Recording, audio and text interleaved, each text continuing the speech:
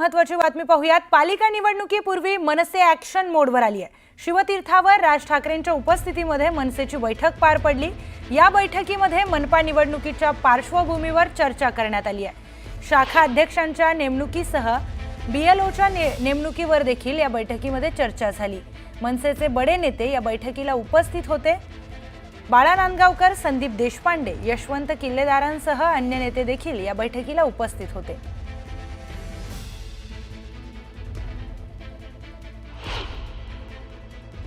ये बात सही है कि आज राज ठाकरे साहब ने मीटिंग ली थी और उस मीटिंग में हमारे सभी नेतागण हाजिर भी थे और उस मीटिंग में हमें हमारे अंतर्गत जो मामले हैं उसके बारे में चर्चा की है। जो कुछ नए नियमों का कुछ करने का है और कुछ लोगों को बदल भी करना है उसके बारे में हम लोग ने डिस्कशन किया।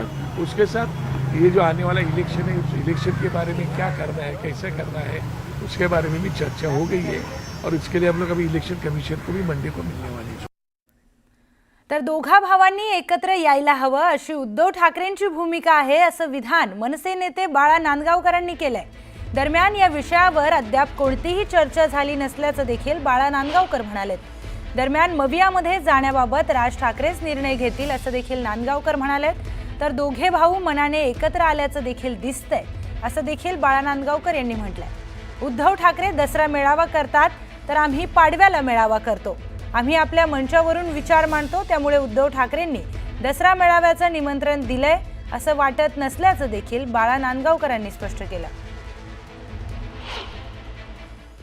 5-10 मिनिटाची चर्चा काहीतरी ती होती, पण त्याच्या युतीच्या दृष्टिकोनातून चर्चा आता तुम्ही सतत त्या बातम्या दाखवताच आहात आणि दोघे भाऊ एकमेकांना भेटतात, त्यामुळे साधिकच त्याच्याविषयी चर्चा झाली पण असेल, परंतु तशी काही कारण मी हजर नव्हतो आणि इतर कोणी नव्हते, फक्त संजय राऊत एकटेच आलेले होते, बाकी कोणीच नव्हते। त्याच्यामुळे नेमकी काय चर्चा झाली ती आम्हाला काही कल्पना नाही, परंतु एक नक्की आहे की दोघे भाऊ आता मनाने एकत्र येण्याचा आम्हाला दिसतोय।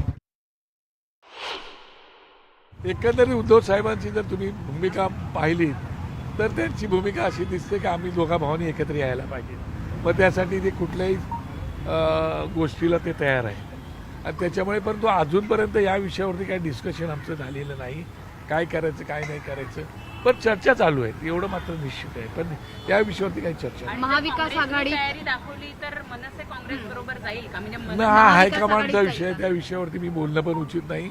या विषयावरती तेच बोलते ते, आणि तुम्हाला कल्पना आहे की विचारसरणीमध्ये फरक असतो, ध्येय धोरणात फरक असतो, दिशा, या सगळ्या गोष्टींचा विचार करावा लागतो, त्याप्रमाणे राज ठाकरे साहेब त्याच्यावरती विचार। तर सोलापुरात झालेल्या अतिवृष्टीची आमदार सचिन कल्याण शेट्टी यांनी मुख्यमंत्री देवेंद्र फडणवीस यांना माहिती दिली आहे। अतिवृष्टीमुळे अनेक नागरिकांच्या घरामध्ये आणि शेतकऱ्यांच्या शेतीत मोठ्या प्रमाणामध्ये पाणी शिरल्याने मोठं नुकसान झालंय। या अतिवृष्टीची आणि नुकसानीची माहिती मुख्यमंत्री देवेंद्र फडणवीस यांना देण्यात आली आहे, तर मुख्यमंत्री यांनी मदतीचं आश्वासन देखील दिलंय।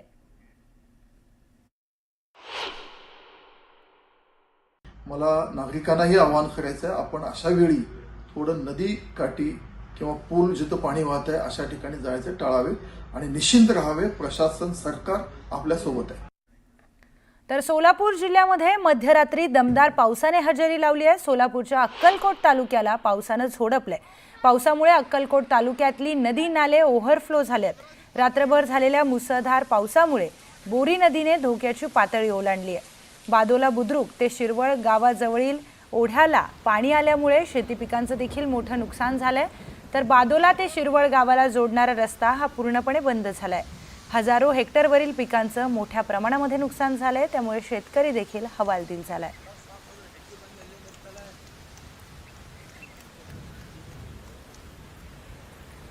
तर सोलापूरमध्ये पावसामुळे जनजीवन विस्कळीत झालंय। सोलापूर ते होटगी हा रस्ता बंद असून होटगी सांडव्यावरून मोठ्या प्रमाणामध्ये पाणी वाहतंय। रोडवरील कठड्याचं बांधकाम वाहून गेलंय। तर होटगी स्टेशन, आहेरवाडी, फताडेवाडी, इंगळगी, औंज, शिरवळ त्याचप्रमाणे जेऊन येथून सोलापूरला जाणारे नागरिक याच रस्त्याचा वापर करतात। पानमंगरूळ तसेच अक्कलकोट स्टेशनला याच रस्त्यावरून महापालिकेची बस देखील जात असते। NTPC, UltraTech cement company, Zuari cement कंपनीला देखील याच मार्गावरून जावं लागतं। रस्ता बंद झाल्यामुळे वाहतुकीची कोंडी देखील झाली आहे. सोलापूरच्या अक्कलकोट तालुक्यातील किनी परिसरामध्ये मुसळधार पावसाने हजेरी लावली. किनी परिसरातील नदी नाले हे तुडुंब भरून वाहू लागलेत. अनेक बंधारे आणि पूल पाण्याखाली गेले आहेत. त्यामुळे अनेक शेतांमध्ये पाणी शिरलंय. या पावसामुळे आणि साचलेल्या पाण्यामुळे शेतकऱ्यांचे हातातोंडाशी आलेला घास हिरावला जाण्याची शक्यता आहे. त्यामुळे शेतकऱ्यांकडून आक्रोश व्यक्त केला जातोय.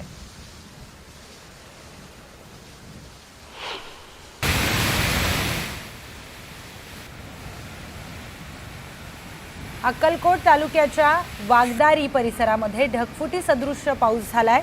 कर्नाटक महाराष्ट्र सीमेवरील शिरवळवाडी साठवण तलाव भरलाय, तर शिरवळवाडी तलाव परिसरातील शेतीला मोठा फटका बसलाय.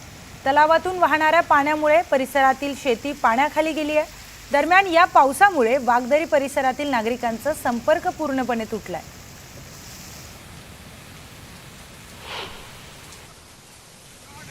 अक्कलकोट तालुक्यामध्ये पावसाने धुमाकूळ घातलाय. पावसामुळे अनेक नदी नाले हे तुडुंब झालेत.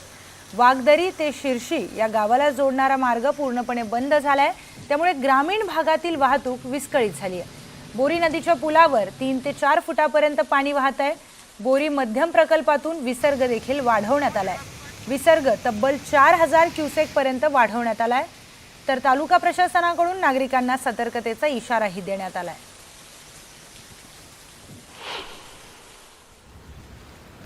सोलापूरमध्ये पावसाने हाहाकार माजवलाय. दहिटणे येथील ओढा ओसंडून वाहत असून शेळगी येथील अनेक घरांमध्ये पाणी शिरलंय. कुमारस्वामीनगर येथे 2000 घरांना पाण्याचा फटका बसलाय. तर कुमारस्वामीनगर येथील शेख कुटुंबियांना पावसाच्या पाण्यामुळे रात्र काढावी लागली जावी.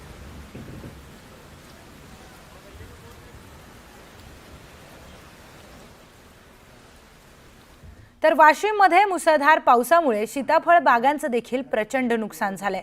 वाशिम जिल्ह्यातील शेतकऱ्यांनी पारंपरिक पिकाला फाटा देत संत्रा, आंबा, पेरू, डाळिंब आणि सीताफळ या फळबागांची लागवड केली. मात्र यावर्षी फूल आणि फळ धारणेच्या वेळेसच सतत अतिमुसळधार पाऊस पडल्याने या सीताफळ झाडांची 60 ते 70% सीताफळं खाली गळून पडल्यामुळे शेतकऱ्यांचं मोठं आर्थिक नुकसान झालंय. नुकसानीचे पंचनामे करून तात्काळ आर्थिक मदत देण्याची मागणी सीताफळ उत्पादक शेतकऱ्यांनी केली आहे. वाशिम जिल्ह्यातील शेतकरी गत काही वर्षांपासून जे पारंपरिक पीक आहे सोयाबीन, कपाशी, तूर, उडीद, मूग, ज्वारी यापासून फळबागांकडे वळले आहेत. कारण पारंपरिक पिकांमधून शेतकऱ्यांना फारसा आर्थिक लाभ मिळत नसे किंवा त्यातून उत्पादन होत नसे.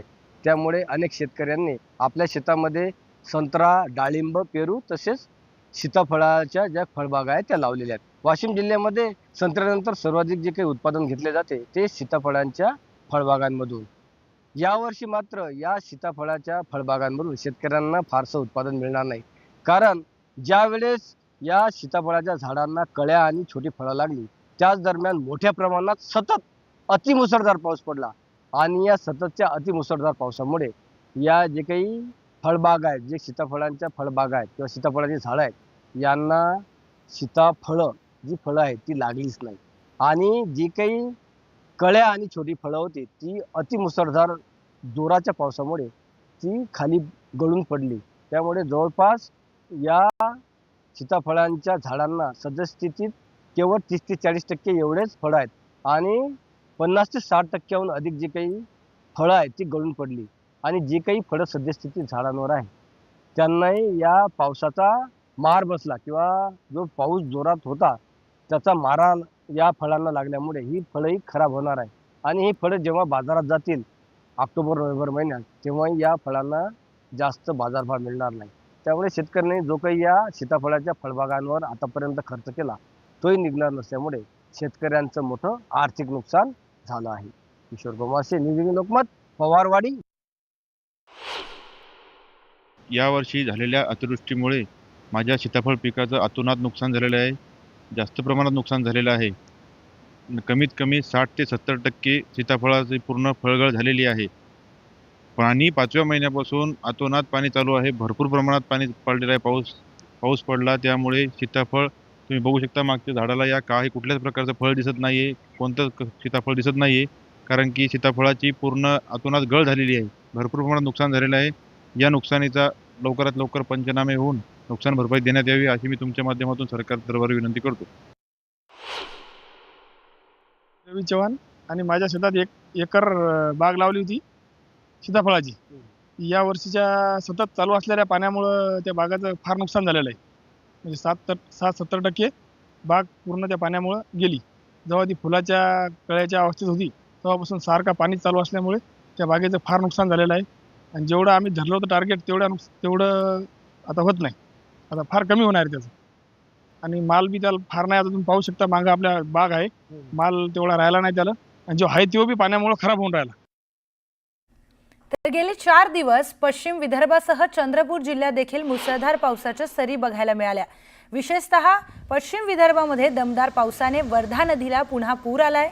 या नदीवरील काही धरणांचं पाणी सोडल्या गेल्यानं चंद्रपूर जिल्ह्यातील औद्योगिक क्षेत्र असलेल्या गडचांदूर आणि कोरपना या भागाला जोडणारा भोयेगाव वर्धा नदी पूल पुन्हा एकदा पाण्याखाली आलाय. 3 महिन्यांमध्ये पूल पुरामुळे बंद होण्याची देखील ही 6वी वेळ आहे. पुराचं पाणी आणखी वाढल्यास आसपासच्या शेकडो शेत शिवारामध्ये पाणी शिरून सोयाबीन उद्ध्वस्त होण्याची भीती व्यक्त केली जाते.